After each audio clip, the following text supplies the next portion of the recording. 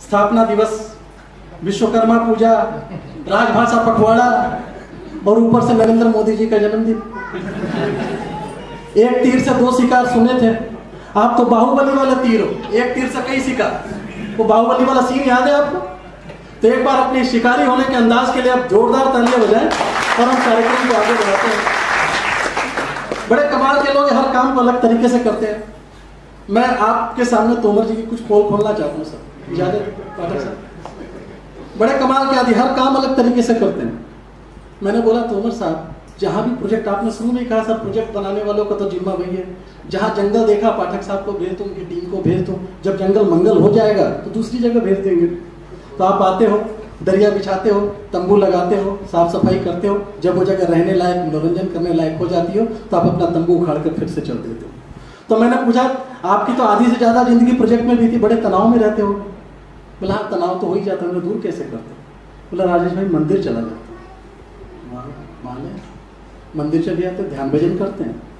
बोला नहीं, ध्यान भजन में कहाँ मन लगता है। मैं करते क्या हुआ फिर? बोले वहां जाके लोगों के जूते चप्पल मिक्स कर देता हूँ।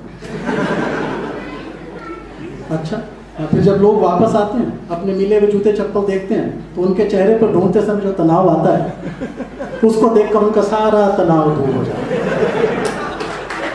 कमाल के लोग हर काम अलग तरीके से करते हैं। और कमाल तो तब हो गया जब एक बार रावत भाटा टाउनशिप में मुझे मिल गए। बड़े बुझे बुझे से लग रहे थे। मैं तोमर साहब क्या हुआ आज बड़े लटके हुए से दिख रहे हो, ये तो आपकी फितरत में नहीं, जिंदा दिल आदमी। बोले यार राजेश क्या बताऊं यार, कल पत्नी कोटा गई थी। अब रावत भाटा के लिए कोटा एक बीमारी भी है, आप पति समझ सकते हैं, मैं नहीं बोलूंगा, मैं भी तो रहा हूँ 8 साल। तो राजेश भाई कल पत्नी कोटा गई थी, 10,000 की साड़ी खरीद लाई। मैं समझ गया तनाव का कारण। उस जमाने में तो पुलिस भी नहीं थी, 10,000 की साड़ी। तो मैंने बोला अच्छा हो जाता, कोई बात नहीं, भगवान आपको हिम्मत देगा। दूसरा दिन फिर मिले, बड़े खुश नजर आ रहे थे। तो तोमर साहब आज बड़े खुश कैसे? बोला आज मैंने अपनी पत्नी को वो साड़ी पहन के तुम्हारे घर भेजा।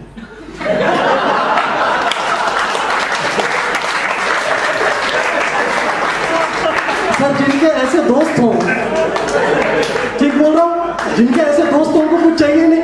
मजा तब आता है जब बुद्धि देखो काम करने के तरीके अलग। एनपीसी के प्रांगण में आते ही आदमी बदल जाता है। आजाद साहब मैं सच्ची बात बता रहा हूँ आपको, ये मैं समझना हरियाणा का आदमी खाली सच, मैं भी मूलतः हरियाणा का। तो 10,000 की साड़ी लिए भी ज्यादा दिन नहीं पीते थे, जमाना बदल गया। पत्नी ने बोला प्लाजो दिला दो, मिसेज तोमर बैठी है, आप मेरी हाँ में हाँ मिलाना, मैं देवर हूँ आपका। देवर सारी बात सच बोलता है। हाँ तो बोला प्लाजो दिला दो। अब अभी तो 10,000 खर्च हुए थे, बड़े टेंशन में, लेकिन काम तो करना है। पिताजी का एक 36 इंची मोरी वाला पजामा निकाला, उसको रंग रंगा के दे दिया। अब पत्नी प्लाजो देखकर खुश नहीं हो रही, खुशी जताते नहीं थक रही, पिताजी पजामा ढूंढते नहीं थक रहे, और तोमर साहब मजे लेते नहीं थक रहे। ऐसे कमाल के आदमी। मेरे पास फोन आया, बड़े चतुर, मुझे बोलते तुम बनिए हो, और ऐसा नेगोशिएशन करते, मैं क्या बताऊं, कमाल के नेगोशिएटर है। मेरे पास फोन आया, राजेश भाई घंटे 2 घंटे का कार्यक्रम करना, आ जाओ। मैं तोमर भाई तुम्हारा आदेश है, आना तो है, ना बोलने का तो प्रश्न ही नहीं है। मैंने बोला 2-4 कर्मियों को बुला लो। कमाल के आदमी, एनपीसी का आदमी कैसा जो नेगोशिएशन ना करे, एकदम सच्ची घटना। सर पुष्पा के नोट पुटअप करा सकते हो उनसे। मैं एनपीसी में सर्विस कर चुका हूँ, बिना डॉक्यूमेंटेशन के कोई काम अपना होता नहीं। हाँ वो खड़े होकर बोलते अगर मैंने नहीं बोला था तो मैंने बोला 2-4 कर्मियों को बुला। तो नेगोशिएटर, एनपीसी का एम्प्लॉय, बोला राजेश भाई आप अकेले 4 के बराबर। जिनके डीएनए में एनपीसी है, खाली वो एक ये सदन तो उन विश्वकर्माओं से भरा बैठा है। एक आदमी यहाँ पर विश्वकर्मा है जो ऐसी विषम परिस्थितियों में, कहने को आज हम 33वां स्थापना दिवस मना रहे हैं, लेकिन स्थापना दिवस के बीच तो 60 साल पहले पड़ गए थे, जब परमाणु बिजली घर तारापुर 1-2 की नींव आपने डाली थी। उस 60 सालों की यात्रा के कारण आप एक साइड पर 2800 मेगावाट बनाने वाले संस्थान बन पाए। ये तो एक दिन में नहीं होगा, ये एक दिन में हो भी नहीं सकता। कमाल के लोग हैं आप लोग। मैं खाली तोमर साहब की बात, ये मन्नू बैठा, मैंने इसके साथ बहुत दिन काम किया, नरोरा में भी था मेरे साथ। तो जैसे पता चला आसपास की संस्थाओं को, जब किसी एरिया में कोई संस्थान खुलता है तो आसपास की संस्थाओं को बड़े मजे हो जाते हैं। उनको लगता है कि ये इतनी बड़ी कंपनी आई है, हमको बहुत सारी मदद मिलने वाली है। तो पहुंचे सिंघल साहब के पास अग्रवाल साहब अग्रोहा का नाम लेकर, अग्रसिंह जी महाराज का नाम लेकर कि सिंघल साहब आप आए अब तो हमारी कुछ सुन लो। तोमर साहब तो मानते नहीं है। बोला बताओ। वृद्धाश्रम वाले लोग थे। बोला वृद्धाश्रम खोलना चाहते हैं, कुछ सहयोग हो जाए। अब मनु का जवाब सुनिए आप। बोला मेरी सास को ले जाओ।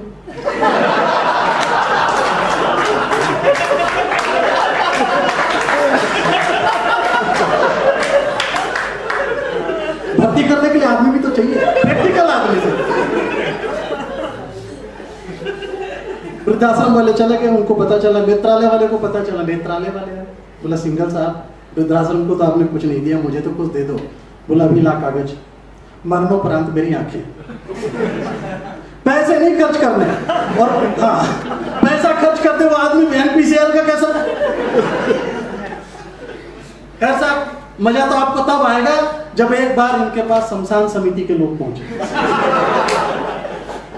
शमशान समिति वाले पहुंचे और पहुंचकर बोले सिंघल साहब हम आपके एरिया में जो शमशान है उसकी बाउंड्री की मरम्मत कराना चाहते हैं। अब फाइनेंस वाला कैसा जो ऑब्जेक्शन ना लगाए। कभी देखा बिना ऑब्जेक्शन के फाइल पास हुई। हाँ इंजीनियरों जरा ज्यादा तालियां बजा दीजिए, मैं आपके साथ हूं। प्रैक्टिकल ऑब्जर्वेशन सर, पीडी साहब को बड़ा पसंद आया हुआ अप्रूवल देते समय। एकदम मान के कि फाइनेंस में सही आदमी बिठा रखा है। उसने ऑब्जेक्शन लगाया, भाई ये तो तुम्हारा प्रपोजल ही गलत है। बोला क्यों? बोला जो आदमी अंदर है वो बाहर आ नहीं सकता और जो बाहर है वो अंदर जाना नहीं चाहता। अब पीडी साहब मनु की अगर तारीफ नहीं करेंगे तो काम कैसे चलेगा? एक बार मनु के लिए आप तालियां बजा सकते हैं। साहब ये हंसने हंसाने की बातें, मनु हो, ये सिंघल साहब हो, ये तोमर साहब हो, ये पीडी साहब हो, ये सीसी साहब, मैं नाम थोड़ा सा भूल रहा हूँ, गुप्ता साहब हो, सारी अपनी जानी पहचानी शक्लें हैं। जब अपने परिवार के बीच में होता हूँ तो ये पात्र मिल जाते हैं चुहलबाजी करने के लिए, क्योंकि अधिकार होता है ना। बाहर तो हम ऐसे नाम लेके बात करें तो पता नहीं कब किसके कितने पड़ जाए। बिना गिनती का पढ़ने के नंबर आ जाते कई बार। और ये अपने जो पीछे काफी मात्रा में युवा साथी बैठे हैं, टाउनशिप में घूमते समय एक बार किसी लड़के से मैंने पूछ लिया, यंग बच्चे आए होते हैं सर। अब ठीक है, पढ़ते समय तो जब से पैदा हुए तब से ये सुन रहे थे, बेटा पढ़ने मजा आ जाएगा, 10वीं में 10 CGPA ले ले आनंद आ जाएगा। 10 आ गए, बोला बस क्लास 12। आजकल मैं अपने बच्चों के साथ वही कर रहा हूँ, हर दिन एक सीन बताता हूँ, बस क्लास 12 लास्ट जर्नी, बस बेटा नेक्स्ट लाइफ इज योर्स। नहीं माना। क्लास 12वीं भी पास कर लेता, उसमें भी 10 CGPA ले आता, फिर बीटेक भी कर लेता, फिर मास्टर यूपीसी में आके वही नोटिंग, वही ड्राफ्टिंग, वही फाइनेंस के कमेंट, वही पीडी की झाड़, वही बीबी की दहाड़। जय सिया राम। उसमें से किसी का पोस्टिंग हो गई यार, ये खेतों को देखकर DDLG की फील आने लगी उसको। अब सिमरन तो नजर आई नहीं, खाली खेत ही खेत नजर आ रहा था। मैंने पूछा, लेकिन लड़के बड़े तेज है सर, मैंने पूछा सुंदर लड़की को अंग्रेजी में क्या कहोगे? एक बीटेक इंजीनियर से मैं ये सवाल पूछता, अच्छा तो नहीं लग रहा था, लेकिन मैं भी हाथ से कभी बदमाशी किए बिना मानता नहीं हूँ। मैंने पूछा सुंदर लड़की को अंग्रेजी में क्या कहोगे? लड़के का जवाब आई लव यू। दिमाग ही नहीं लगा। थोड़ी दूर गया, टाउनशिप में कुछ सांस्कृतिक कार्यक्रम चल रहे थे। रावत भाटा टाउनशिप थोड़ी मैच्योर है, आबादी ज्यादा है, तो वहां पर कुछ 2 हंसों का जोड़ा सांस्कृतिक कार्यक्रम। आप सब दिल्ली में तो हर सड़क पर मिल जाते हैं सांस्कृतिक कार्यक्रम, होने ही चाहिए, मनोरंजन लेते रहे। बाद में उनको ही पता शादी हो जानी है, भाई फोन आएगा, सरफ ले आइए, जिंदगी में ही पहुंचनी है फिर। तो साहब 2 हंसों का जोड़ा, मैं पहुंचा एक के पास। मैंने बोला बेटे क्या यही हमारी संस्कृति है? बोला नहीं अंकल, एक तो अंकल सुन के मुझे वैसे गुस्सा आता, खाली आंटी सुनकर आपको गुस्सा नहीं आता। मैं सच बता रहा हूँ, मेरी जैसी उम्र के सारे लोगों को अंकल सुनकर दुख होता है। तो मैंने पूछा क्या बेटे यही हमारी संस्कृति है? लड़के का जवाब सुनेंगे, NPC का लड़का था। उसने बोला नहीं अंकल, ये तो आकांक्षा है। संस्कृति तो और किसी पेड़ के नीचे बैठी हो। तालियां वाले मिलकर बजाओ जरा।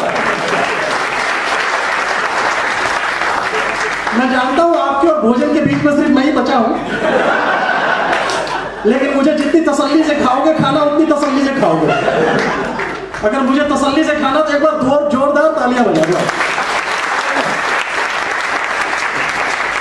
तो ऐसे हमारे लोग, मैंने पूछा जिसकी नई नई शादी हुई थी, पत्नी अगर सुंदर हो, सुशील हो, खाना भी अच्छा बनाती हो, झगड़ा भी नहीं करती हो, ससुराल वाले की तारीफ करती हो, तो उसे क्या नाम दोगे? लड़के का जवाब अफवाह। घंटा एकदम क्लियर है सर, दिमाग बिल्कुल नहीं लगाना, क्योंकि कहाँ काम करते एनपीसी में, विषम परिस्थितियों में काम करके रिजल्ट देने वाले लोग, उनको हर परिस्थिति में पता है कि हमें कैसे जुगाड़ निकाल करके कैसे रास्ता निकालना पड़ता है सर हर चीज का। नहीं रास्ता निकालेंगे तो वो भी तो लोग होंगे ना। जिस दिन आए थे यहाँ पर खेत देखा होगा, आज हम इस एयर कंडीशन वातावरण में, भले ही टेम्पोररी सेट है, एक एयर कंडीशन वातावरण में बैठकर एक आयोजन कर पा रहे हैं, लेकिन याद करें उनको और उनके लिए तालियां बजाएं जब वो आए थे और यहाँ पर सिर्फ खेत खलियान था और सर छुपाने के लिए मैं प्रणाम करता हूँ। मैंने जब रावत भाटा से अपना कैरियर शुरू किया था, 3 साइड में बैठकर शुरू किया था, और जब मैं रावत भाटा से निकला तो विजय भवन से निकला था। तो 3 साइड से विजय भवन की यात्रा हर वो साइड देखती है, और वो इसलिए देखती है क्योंकि आप जैसे विश्वकर्मा इस सदन को बनाने में दिन रात जुटे हुए हैं। आप सभी विश्वकर्माओं को मैं फिर से प्रणाम करता हूँ और आगे बढ़ता हूँ। कमाल की संस्था है आपके साथ, कमाल की संस्था इसलिए कि आपने न सिर्फ देश को हजारों साइंटिस्ट दिए, श्रेया घोषाल जैसी मशहूर गायिका दी, और देश को एक महान और योग्य कवि भी दिया। ये आजकल खुद की तारीफ खुद कर लेनी चाहिए सर। अब आप बोलोगे महान कैसे? मैंने बोला एक चीज बताओ, स्टेशन बनता पहले की प्रोजेक्ट, तो अभी मैं प्रोजेक्ट अवस्था में हूं, अभी काम कर रहा हूं, थोड़े दिन में महान भी हो जाऊंगा। एक स्टेप बाय स्टेप चलना पड़ता है, इसलिए मैं एनपीसी के लिए हमेशा कहता हूं ये। और इस एनपीसी की टाउनशिप के बारे में एक और बहुत खूबसूरत बात मैं आपको याद दिलाऊं। जब पहली बार जब मैंने एनपीसी में कदम रखा तो मुझे कहा गया कि मिनी हिंदुस्तान है। फिर मैंने जिया उस मिनी हिंदुस्तान को। हिंदुस्तान के कोने कोने से भिन्न भिन्न भाषा वाले, भिन्न भिन्न जाति वाले लोग वहाँ आते हैं, प्रोजेक्ट बनाते हैं, साथ रहते हैं, प्रोजेक्ट चलाते हैं और फिर अपने अपने घरों को चले जाते हैं। उससे बढ़िया हिंदुस्तान हमें और कहाँ देखने को मिलेगा। नवरात्र आने वाला है, मुझे रावत भाटा की नवरात्रि का वो गरबा याद आता। होशियार सिंह जी बैठे हैं, उनको भी याद होगा कि कैसे महमूद खान नवरात्र के गरबे का प्रबंधन करता था और कैसे शर्मा जी ईद पर ईदी बांटते नजर आते थे।